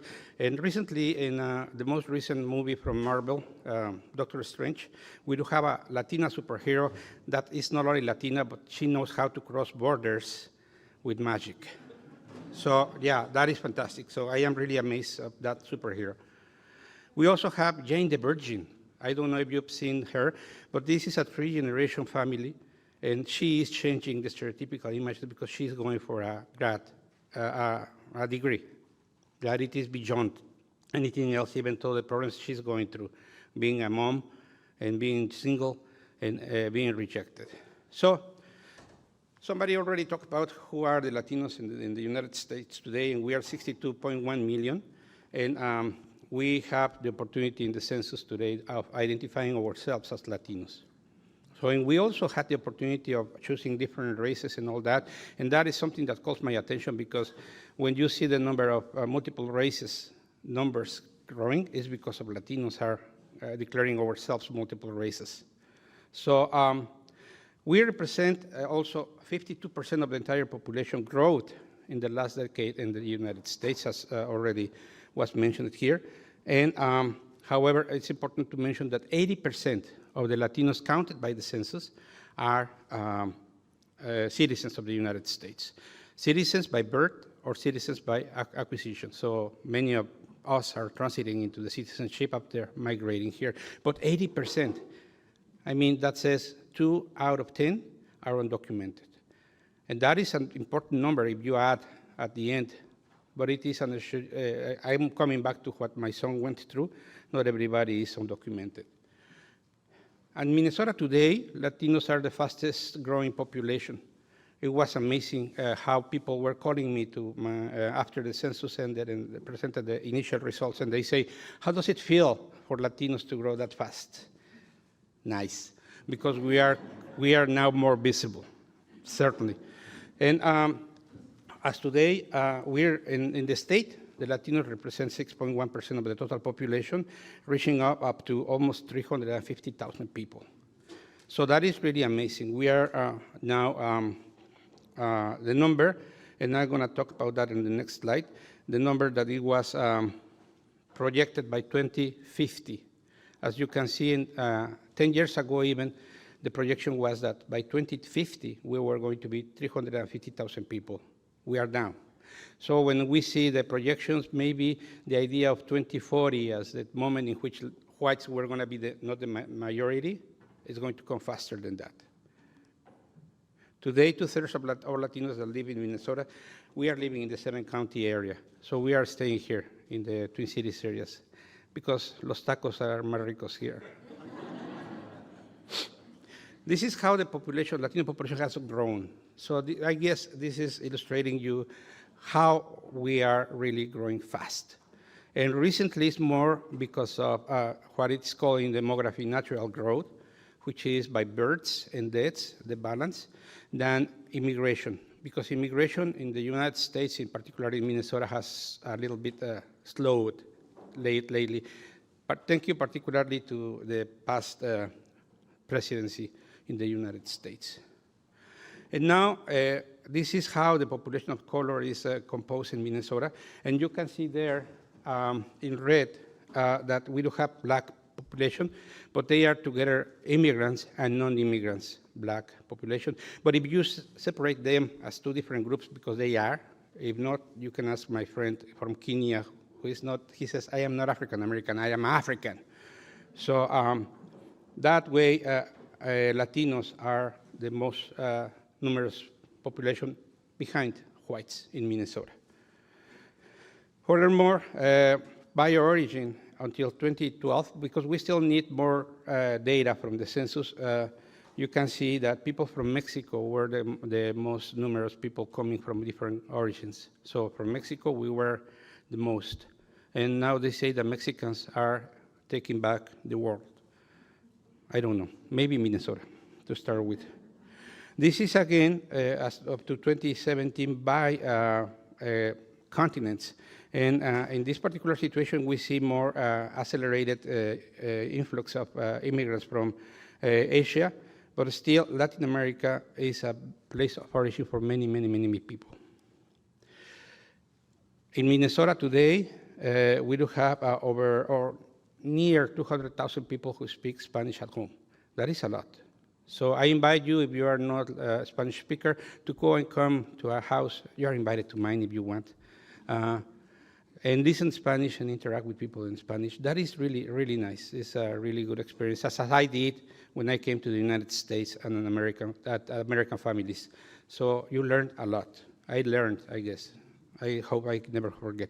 Where we are, somebody was telling us about the map before, and this is the map in 2010, but I want to highlight here how things change, because even though Nobles County, 1-to-1, and some other counties are still in that level of high percentage of population, the numbers of the population in general are not that high, so it is important just to give that kind of dimension, but yet the presence of this population is so important for those towns, for those counties, particularly Washington City. Over 30% of the population is of Latino ascendants. So without them, Washington City just kaput. So this is 2010, this is 2020, where we see counties such as Rice County and Renville County going up in the percentage of population of Latino ascendants living in there. That is something also to take into consideration. And also, you see at the end, among the 10 counties most populated by Latinos, we see there Ramsey and Hennepin in the 9th and the 10th places. That means that we are less in percentage. Important here in the Twin Cities area, but we are still numerous. As I said before, we are mostly living here. But yeah, that is something that we need to know. This is Lake Street, Mercado Central, the heart of the Latino life. And you should be there to know and understand what is going on with our Latino culture. And also, this is the composition of our population by countries of origin. You'll see Mexicans are there, but also are Puerto Ricans, Salvadorians, Ecuadorians, Guatemalans, Colombians, Hondurans, Cubans, and you name it. I have a lot of friends from Colombia. I have a lot of friends from Venezuela, and it's important to know here that everybody comes with different conditions to this state. Noting, Venezuelans represent the highest educated community in the entire state, even beyond, way beyond, high up than whites. So many Venezuelans are coming with master's degrees and PhDs. Unfortunately, they are not having the degree from here. They cannot work as such. But they are the most educated population in the state of Minnesota. While people coming from Ecuador, Mexico, El Salvador, Guatemala are having the lowest, the lowest degree, the lowest level of education in the state. So that said, is like we need to look also the differences, not only by country of origin, but also how we are coming here. If you haven't tried this, you don't know what it's like. In one side, we do have a mole poblano, and Amalia is here. She's a chef, so she knows about food. And on the other side, we do have a tlacoyo with nopales. Everybody's afraid about nopales, cacto, but it's delicious. And that gives us a lot of things to think about also. And you see, I have the commercials. But now, also something, something relevant for me is to talk about how young this population is. By 2017, we don't have yet the entire data available for us to talk about it, but by 2017, 50% of the population over 18 years of age are born in the US, Latinos born in the US, while younger than 18 years of age, 94.4. Almost everybody younger than 18 are US-born citizens. So we need to take that in mind, to keep that in mind. And the rest are a series of graphs where we see the differences of achievements in many different areas: education, housing, insurance, and everything that it's important to work on. These graphs are really illustrative. So, like high school students graduating on time, Hispanic are very low compared to Asian and whites, and the average also in Minnesota is higher than what we do have. High school students, this is another way to see it, with lines, and we see that we are not doing too well. So the light blue line is near 60%. These are the people who have a bachelor's degree. If we take out Venezuelans and Colombians who are living in Minnesota, then we go very, very, very bad with this indicator as well. The home ownership, and I do have here a very good friend also who does sell houses or help people to acquire houses, and we have still behind. We are still behind. We have a lot of problems having this kind of culture of buying houses. Many people rent houses because they don't have the access to information as to how to buy them. And it's really important. It's an indicator of wealth, so that is why it's important for me. Health insurance, you see, Hispanics are still, and this bar is kind of tricky because the actual rates are very lower than that, but we still have a low rate of insurance among Latinos. Those who are being diagnosed with diabetes are high compared to the rest of the population. Asians, for example, are very healthy diabetics-wise. Whites and other races, and two or more races are, compared to Latinos, very, very well. And I want to highlight, and almost done, this is a distribution of age by population. This is how it was by Minnesota in 2010. I'm working on the new distribution pyramid of population still, but haven't had the data. But what is important is this is how it looks compared to the distribution age between US population in the front, or white population in the front, and Latino population in the back. As you can notice, we do have an overnumbered in young people. So we are a very young population. And the recent data from 2020 give us this. In blue, we do have the population by age being whites, non-Hispanics, and the yellow are people of color. I don't know what it went there. So I really don't know. But it was to highlight the of color, because we are younger than white population. The white population are becoming older and older and older. And the point is they are going to need younger people to work for those elders. And they are not investing on helping these people of color in doing better. So I hope these are kind of indicators that we need to change. You see the natural change for births and deaths by 2060 is expected to recover. But guess what? It's going to be because of the people of color are going to have more children than whites. Because today, whites in Minnesota are showing the lowest rate of reproduction almost in the entire country.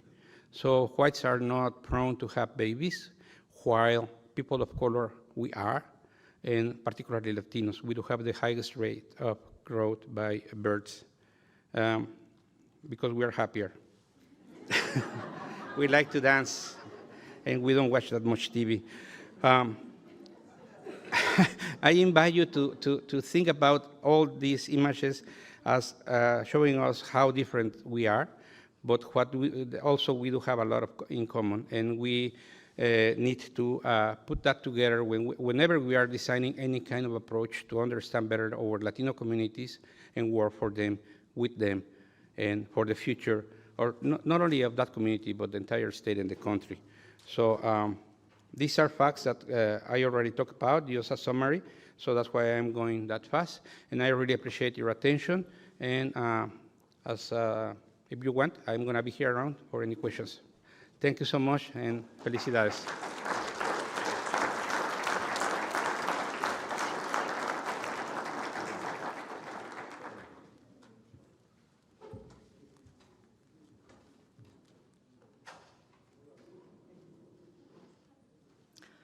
All right. Good morning, everyone. This is going to require me to stand still, and I'm not good at that, but I will try my best.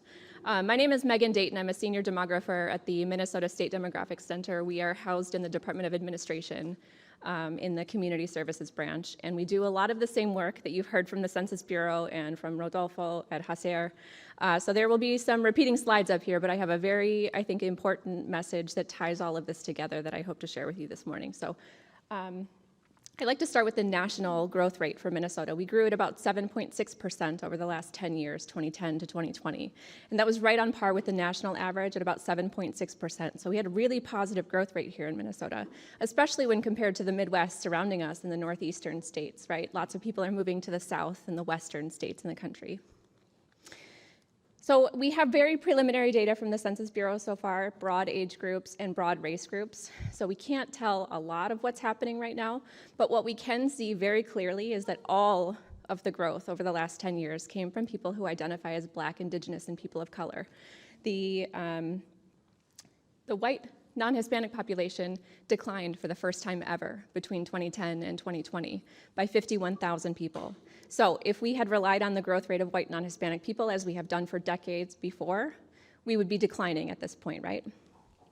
There's some other issues with the data here with the multicultural population. We know very clearly, especially with the Hispanic population and the decennial census, the way that people are able to characterize themselves in the decennial census is very problematic. So sometimes there's shifts between the broad race groups just based on the way people are able to self-identify, right? So the multicultural group here, 2 or more races at the bottom, exponential growth, but what we don't know if that's a choice in the way people are choosing to self-identify or if that is actual exponential growth in the multicultural group. Really important nonetheless.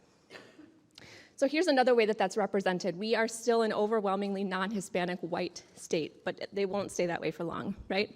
We see large populations in the Black African American population, almost 7%, and then Hispanic is about 6.1% in Minnesota. So just overall population growth. I just want to highlight this really quickly because growth is still concentrated in the 7-county metro in Minnesota.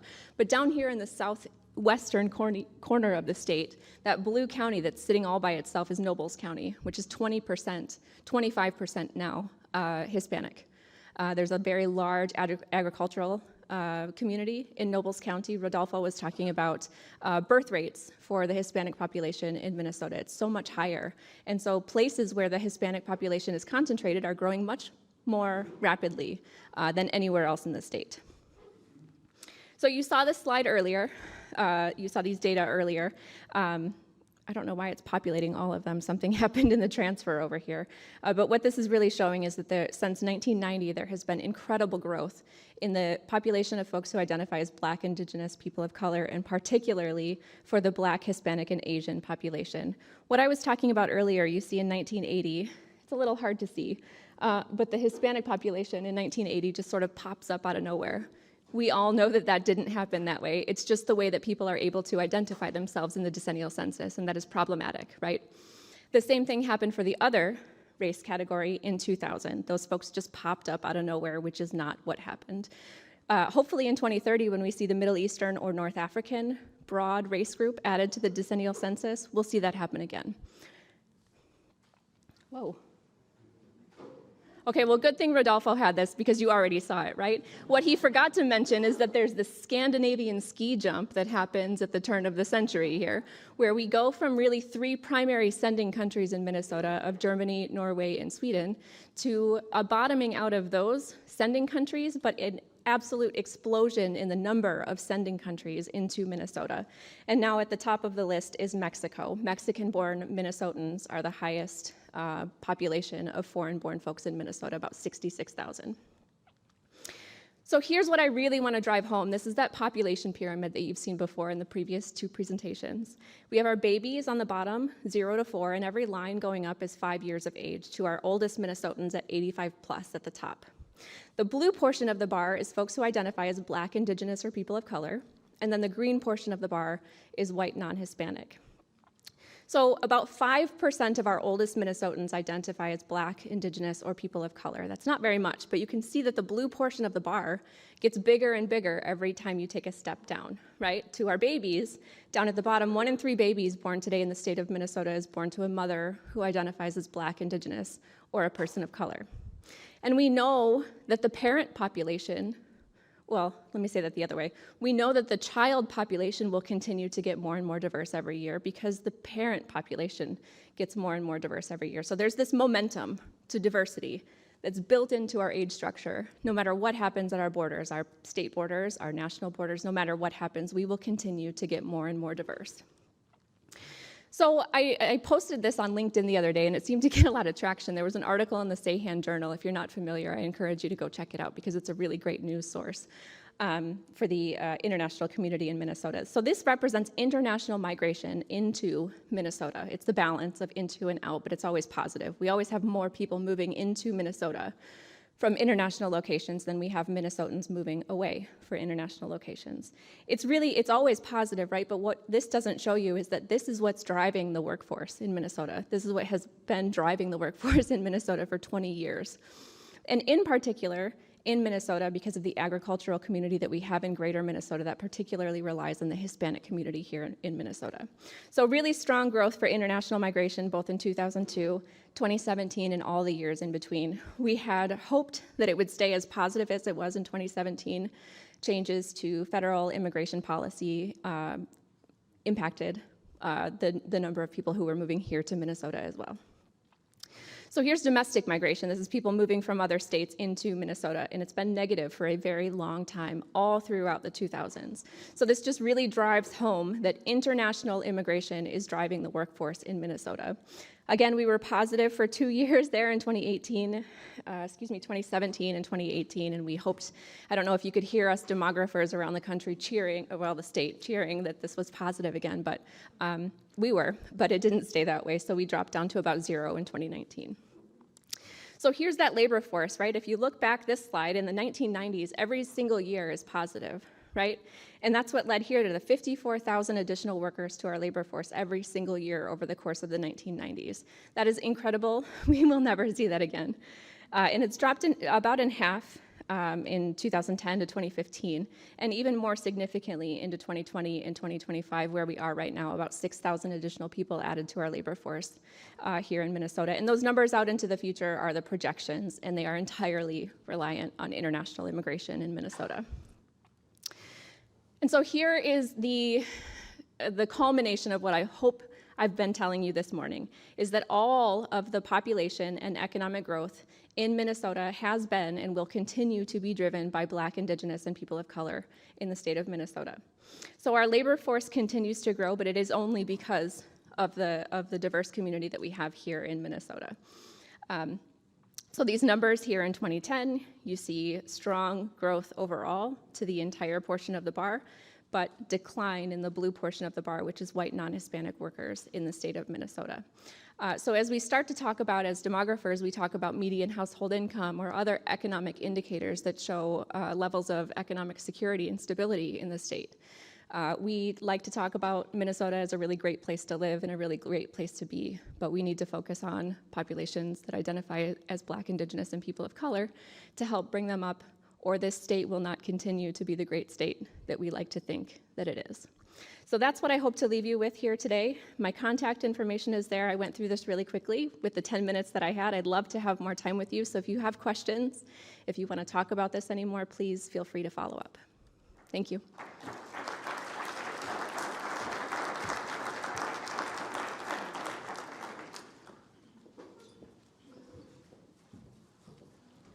All right, it's always fun coming upstairs because I have heels on and I'm always thinking I'm going to go flying forward. All right, for those of you who did not meet me, so Beth did mention me earlier this morning. I'm Delia Gutierrez McLaughlin. I'm a Principal Engagement Leader with Amazon Web Services, or AWS, and it's just an honor to be here today. I'm a first-generation college graduate. I have been with We All Human from the beginning, way back in Chicago, when it was just a couple of us in a room talking about an idea that Claudia had, and look where we are today. So I want to thank Megan, Rodolfo, and Roberto for all of your valuable contributions and the insights you brought to us this morning. It's very imperative that for all of us that we know from a community perspective where we've been and where we're going. So now we're going to pivot a bit, and we're going to jump into our good health and well-being segment.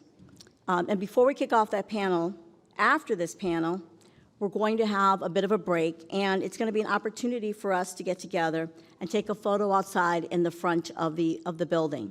So I'm going to go ahead and do the panel. I'm going to come back up here and kind of ask to shepherd you all. So we'll accomplish that photo because we want to do it before it rains, and then we'll come back in. So with that, now we're going to kick off our panels on good health and well-being.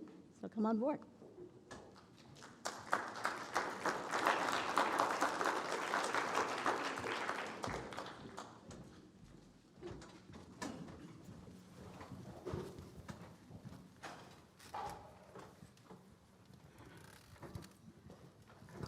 All right. Can you all hear us? All right. Buenos dias. We're pressed for time, so we're just going to get right into this panel. We have information in your package about the speakers here, myself, the moderator, and you'll see stuff about us on the screen here. This is a very important topic because of the pandemic has really exposed a lot of health inequities in our communities.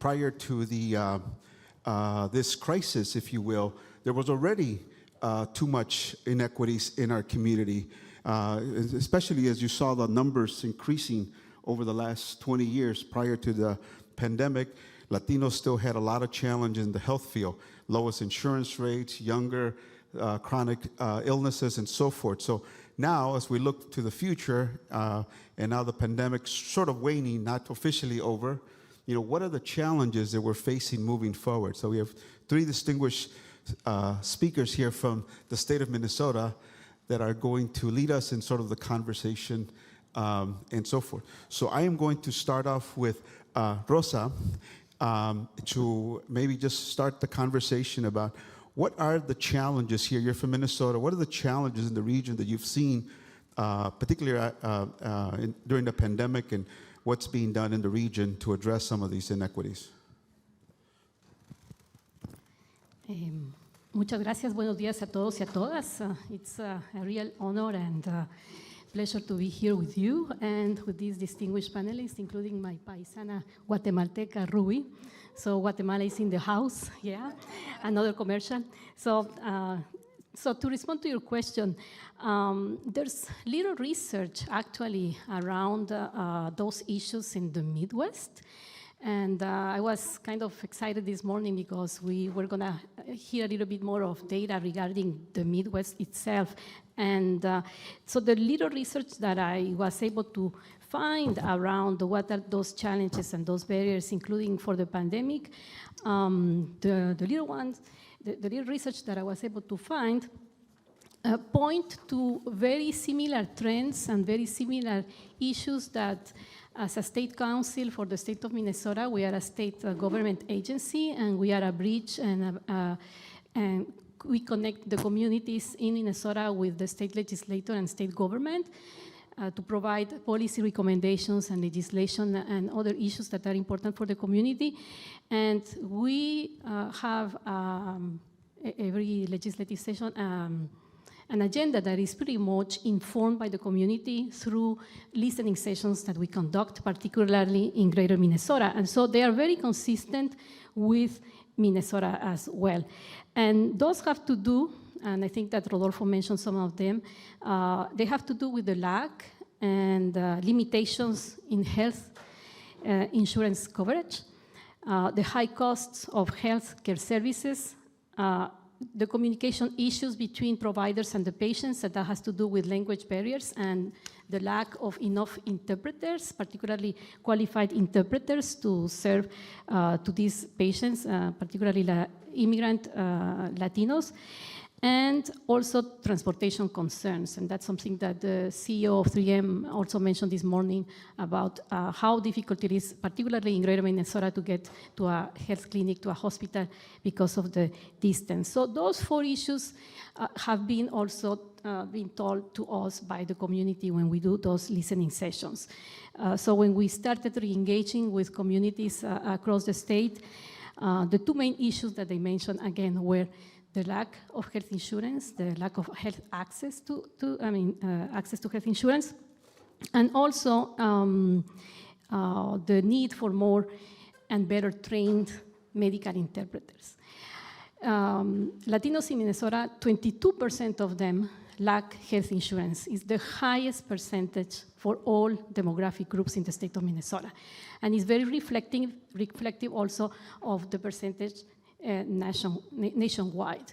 For instance, I read an article after the horrible shootings in Uvalde that were describing the need for communities to get mental health services and care, but at least 22% of the community in Uvalde also lacks health insurance, and how difficult it is then to take care of those issues. But the underlying factors, I would say, of all of these challenges in these areas, the underlying factors are the inequities. And I think that we've been talking about a lot about health equity in the state and addressing the root causes of these inequities, and also the social determinants of health that I believe one of my colleagues here is going to talk later. But they need to be fully addressed, those social determinants of health, because those have to do with what kind of jobs and what kind of good paying jobs our communities access to, because that's part of it. Do they have healthy food options? Do they live in food deserts, for instance? And what is out there to address those? Parks and open spaces, quality education, all of those are also part of what makes communities healthy and thriving, and those need to be addressed as well. And finally, I would say that structural racism needs to be also named, and this is also a factor that contributes to the poor outcomes of many Latinos. According to the new Assistant Commissioner for the Bureau of Health Equity for the state of Minnesota, racism is one fundamental cause of diseases that could be preventable. So we need to really examine our policies, our structures, how those interact. And as you mentioned, the pandemic just made more visible those disparities and how they were exacerbated, particularly for essential workers, many of whom already suffer from unequal access to healthcare, as I mentioned, other kinds of chronic diseases, and more mental health issues, particularly among our young population. So we need to also see how those issues are more palpable in the intersections of health, physical, gun violence, and even healing. So I will leave it out there just to Thank you, start Rosa. the conversation. This morning we've heard about all of the gains and contributions of Latinos across the country, and here in the state of Minnesota, its labor force, its growth, and the pictures about the mole de Puebla and the tacos and so forth. Lots of contributions, but yet there's been a lot of challenges. This particular area has been one of them. Jonathan, no one organization can address these challenges. How are stakeholders working together to address this, and what additional stakeholders are needed to address the challenge of inequities in this healthcare field? Good morning, everyone. I think I would say something that is very important in the work that us nonprofit organizations are doing is receiving those resources from the grant funders. So on one end, I think that is one of the stakeholders that are super, super important in the work that we're doing. Also, I would have to say the employees. I think that those employees that were consistently providing those initiatives, that work for the health and well-being of the population we serve is very important. So that would be to answer the first part of that question. To answer the second one, I think it would be very important for us to create more alliances and partnerships with government agencies just to further amplify our purpose and our voices and have a bigger possibility of doing a bigger outreach to more communities. Thank you, Jonathan.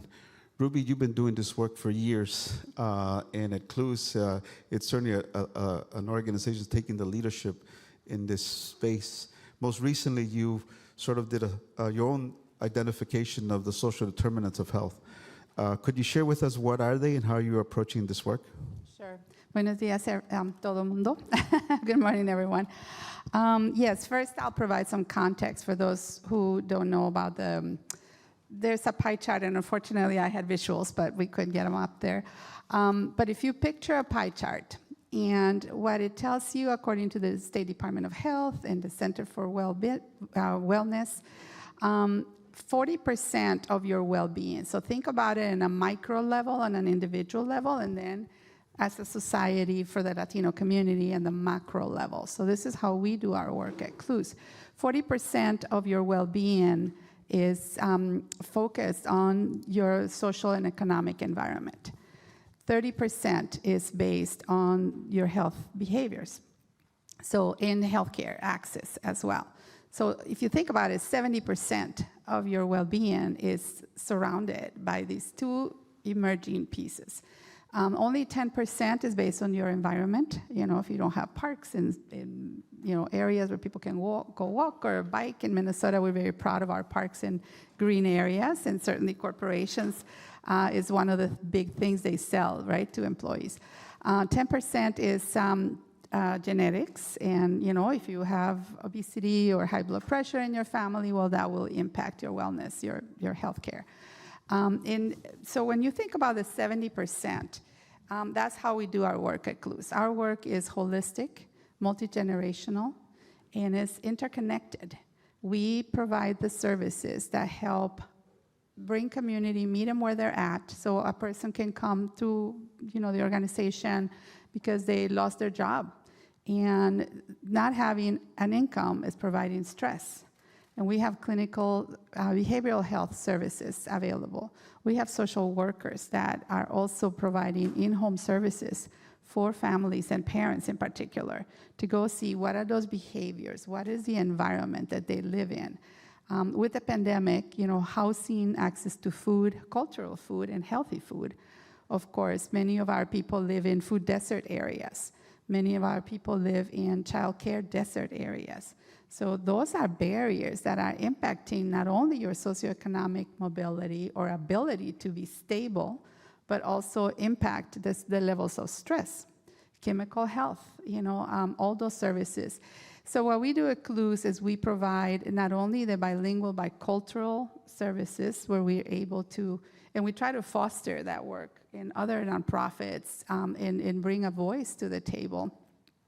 The one thing that we added in addition is kind of our theory of change, which really adds value to or our value proposition, if you want to call it that, where we believe that bringing people together, providing networks of support, providing spaces for people to engage in a cultural way, also provides value, empowerment, and it provides a sense of belonging to many people in our community, to each of us. I'm an immigrant, and although I came here more than 40 years ago, I still need my community, and I need my tortillas, and I need my, the places that make me feel like I'm at home.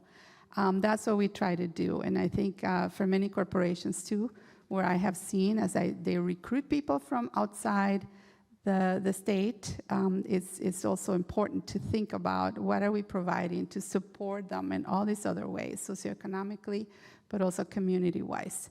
And certainly arts and culture are a piece of the work that we do, where we say that heal, la cultura cura, or culture helps you heal. And that's one of the big pieces, besides the clinical services that we provide at CLUS. Thank you, Ruby. Rosa, you mentioned some of the issues that are barriers that are facing the community here in the region in Minnesota. So as you look forward, what needs to be done collectively to across the sector and industries to address these inequities that, again, we all on principle agree that they started before the pandemic. They just got exacerbated after the pandemic.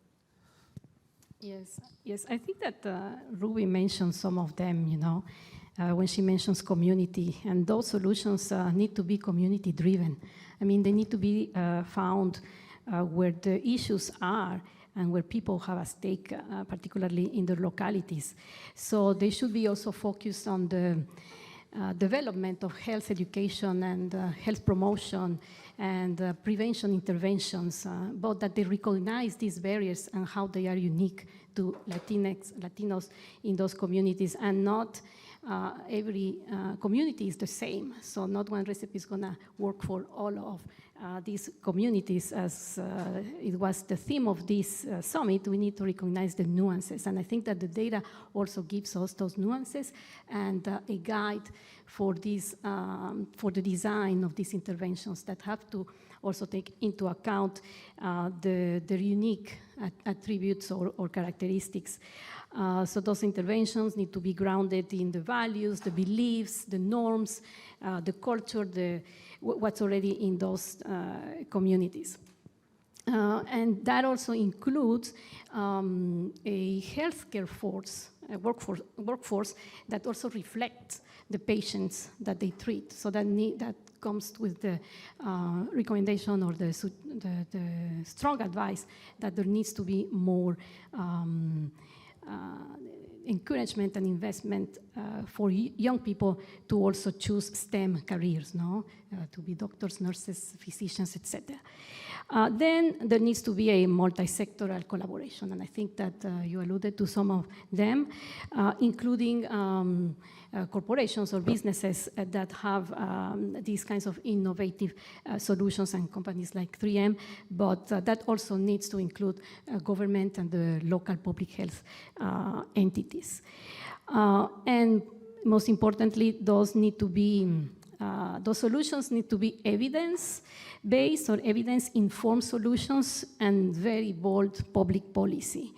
So the government still has a great role to play in leveraging all of already the resources that there might be in the community, or the foundations, that the nonprofits, that the businesses bring, but the state, the government still has a big role to play, particularly in addressing those root causes that we were talking about. And there are other policies that need to also be taken into account and restructured. And those have to also do with the social determinants of health. So looking at the taxation policies, is it fair taxation, progressive taxation? Income inequity, how does the government address those? Housing, the justice system, education, urban planning. So those are some of the other roles that the government also needs to have a stronger say on it. And that's why the participation of the community in being at the table, in also advising in policy changes and system changes, is vital. And finally, we don't want to think that there's not some hope out there, but as Claudia Romo was saying this morning, we need to start shifting that narrative of scarcity to one narrative of assets and how our communities, how we are also assets in the sense that we have resilience. There is resilience in those communities and individuals and organizations based on strong family and community bonds. And there's also trusted leaders and institutions in these localities, particularly when we think of communities of faith, when we think of the nonprofits, when we think of the informal networks that exist in those communities, volunteering groups, civic groups that come all together. So there's already assets there, and we need to identify them to build on those collaborations. Thank you. Jonathan, you mentioned earlier that the private sector, the philanthropic sector, the government sector, the nonprofit sector, no one stakeholder or sector can address these challenges. They all need to be working together.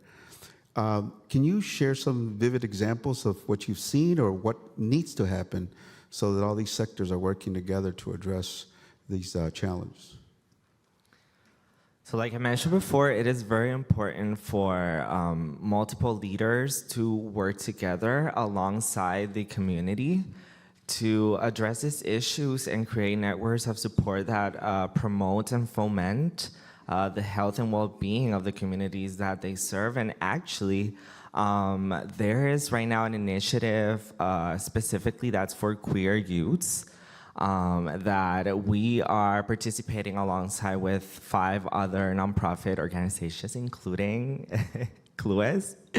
And we created this initiative to provide education to parents as far as gender identity goes, everything that has to do with the queer community, to better understand their children and their kids that are part of the queer community and have a space of acceptance, a space of inclusivity, and a safe space for them. Because we know that if we're gonna talk about health and well-being, we need to also talk about creating inclusive spaces for the people that belong to the queer community. I myself am a homosexual, and I know how important it is for us Hispanics to have these conversations and this narrative. So that is an example that I can provide for this question.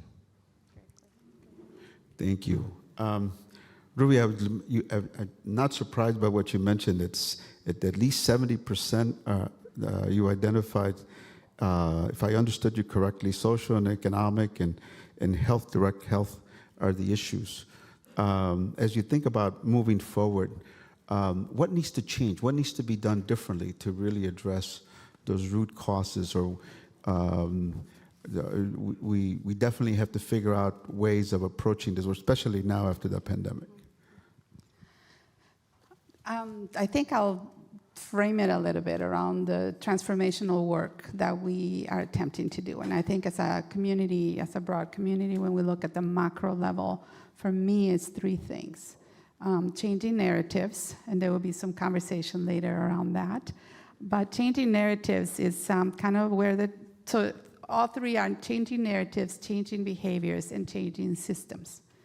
And, because the root cause of a lot of the barriers that our community encounters and the lack of opportunity are based on the systems, right, and the inequities. 45% of the total Latino population in Minnesota are under the age of 19, yet not a lot of investment in education or career pathways for young people. Not a lot of investment in technology access for young people. We have also, Latinos have the highest labor force in the state, if not the highest, one of the highest labor force, and yet one of the lowest wages in the state. When it comes to housing, the per capita housing ownership or home ownership is high for non-Latinos or non-BIPOC communities, yet for BIPOC communities, we rate at number 49 or 50 probably at this point. So the racial inequities and the disparities that our community are facing are definitely systems that need to be addressed, whether it's workforce, whether it's access to healthcare. In our behavioral health, everybody talks about the need for mental health services, but there's very, very few dollars invested in those services. Nonprofits, I think, are not also engaged in this community development piece, and we need to include nonprofits at all levels. I see some change now happening in this administration, which is very positive. But when it comes to changing narratives, it's not just changing the narrative that Latinos are great consumers, because that's the narrative that we hear, but it is about the voice of our young people, the voice of the diversity of our young people. How do they want, this is their country, this is their future. How do they want to be the next workforce? How do they want to be the next leaders, the next elected officials? So it's important that we start investing now in building those seeds so that we can write, greater efforts and inclusivity, true inclusivity, authentic diversity, as we have many diverse groups in our community. And I think partnerships, where we have public-private partnerships is also another way going to the legislature and asking for systems change, not just for money, but systems change, looking at addressing those inequities. Thank you, Ruby. In a minute, we'll open it up for some questions or comments from the audience. That's a very important topic. Rosa, again, the contributions of our community have been augmented this morning, and we continue to be a community that's contributing, yet sometimes the perception is that we're takers. We contribute to the economy, we contribute to the labor force, we contribute to the culture, we contribute to the social fabric of this country, and so forth.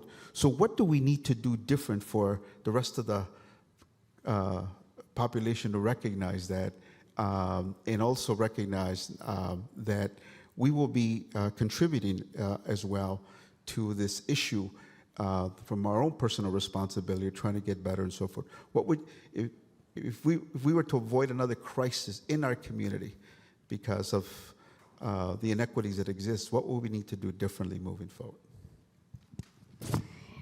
Yeah, I think that two things, and some of those solutions and some of those ideas were already shared here by my colleagues in the panel, but I would say that systematizing and making sure that we have learned the lessons of the pandemic is very important, and so research is very important. And my call of action for this summit and for the leaders here and for the leaders in the region is about the importance of having good, sound research about those issues in Minnesota, but also in the Midwest, and so that we can learn exactly how we can prevent. Because as we were mentioning, I think that all of this can be preventable. It's just that the systems, and particularly when it comes, the pandemic was a public health issue, so I think that that's where I think that the role of government is so essential. And so one of the things that we learned during these two traumatic years, in addition to other situations of violence that the Twin Cities experienced after the killing of Mr. George Floyd, is the importance of the state needs to have a way to provide accurate, timely, and multilingual information to be able to know what to do in these kinds of cases. And it took a long time for the state of Minnesota to realize that those multilingual services are needed also from government at all levels. I think that that's one of them, and that would have prevented many things and would have guided communities that are Spanish-speaking communities to get the resources, to get the proper information about the tests, the proper information about the vaccines, and many other issues. So that's one thing. And the other, if I may, is the importance to also fund rigorous scholarship in the region, in the Midwest region, so that we have a good understanding with evidence, with data, with numbers about the different trends and the different issues that are faced and the trends that are there, so that we can also inform policymakers about those best practices and about the needs of these communities, in particular those that you mentioned, the contributions of Latinos in the Midwest and in Minnesota, and how important it is that the government reciprocates back, because, as we were saying, I mean, we contribute enormously in the economy and in the fiscal base of the state and in the Midwest and in the nation and around the world. So there is this sense of reciprocity that is needed also in government. Thank you. Jonathan, earlier we heard that the growth of the Latino community is not through migration anymore. Is through birth rates, and we're one of the youngest populations in the country, and here in Minnesota, the figures show that as well. What is your call to action to young people in terms of moving forward and holding policymakers and private sector and others accountable to address the challenges that our community is facing in this issue?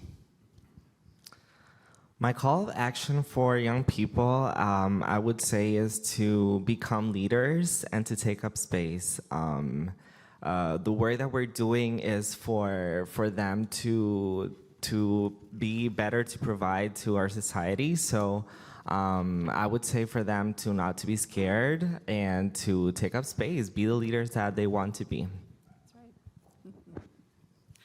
Ruby, again, if CLUS has been doing incredible work in the state of Minnesota, not just in the Twin Cities. and you continue to grow. You mentioned resources are important, but it's not just about resources, the type of resources and the type of partnerships and the type of alliance. What is your call to action to policymakers, private sector, and other allies to continue to address this issue? For policymakers is investing in our community. As we look at the numbers, it tells you the story that we are the future of this state. We are the future of this country. It's now, it's not tomorrow, it's now.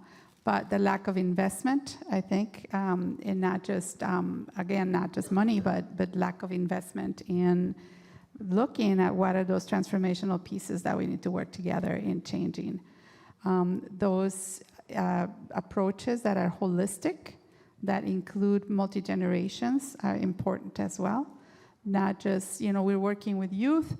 At the same time, what are the bigger stressors for them? The economy, helping their families survive.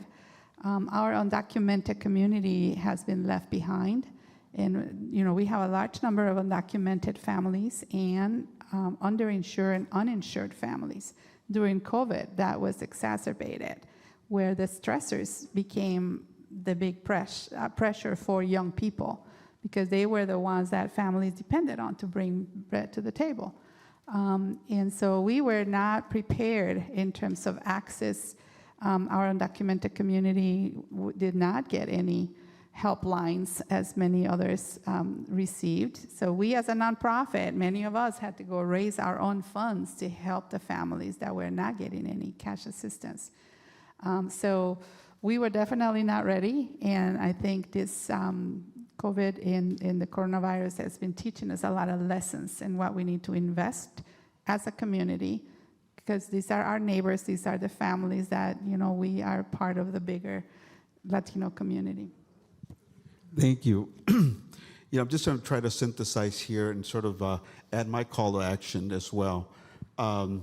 As we continue to hear this morning, and we'll continue to hear through these summits throughout the, ongoing. It happened in Texas, happened in New York, now it's happening in Minnesota, is to really elevate and change the narrative of our community. Even though the numbers reflect that we're growing, that we are making a difference, changing the landscape, contributing more to the economy, the social fabric, and so forth, we have yet to be recognized in a way that we can exercise our power to do so. So for young people, I guess one of the questions is, the majority of the growth in the Latino community is birth rates. That means there are US citizens. That means they're ready to vote. They're ready to exercise their vote. I myself, as an immigrant, have 3 kids. They're all born here in the United States. My son voted for the first time in the presidential election last year, 2 years ago, and my daughters will be voting for the first time in these national elections this year. So one of the call to actions is, how do we mobilize our community? The last national elections, as I understand it, and correct me, Mr. Andrade, if I'm incorrect on this data, is that even though Latino vote increased significantly, there were still more Latino voters that were eligible to vote than voted. And that is sort of to address these issues of more government funding, holding the private sector accountable, holding the philanthropic sector accountable. We need to exercise our collective power, not just in the political arena, but also in the economic arena, and clearly, as we become more professionalized in the health space as well. So it's not just the needs, but building on the assets of our community, tremendous assets in our community as we move forward. So let me ask you to give a round of applause to our panelists here.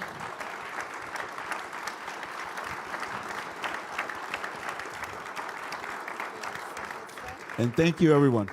Thank you, everyone.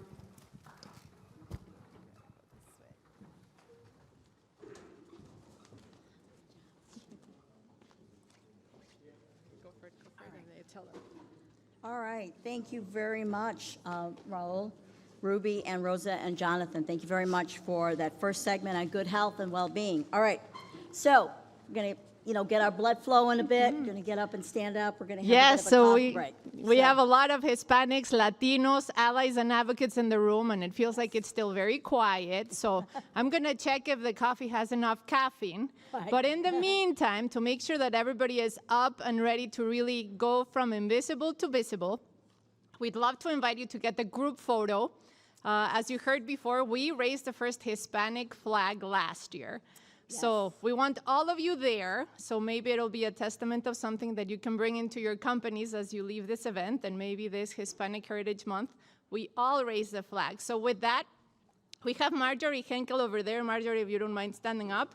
And Natasha Railevsky, she is the chair-elect for the LRN. If you don't mind all standing up, here's the challenge. And follow Marjorie and Natasha to the front, because we have to go all the way out through your entrance, line up by the flagpole, and then Howard's going to be waiting for us, and then we'll be back in this room at 11. So let's all move together. All right, thank you. Thank you.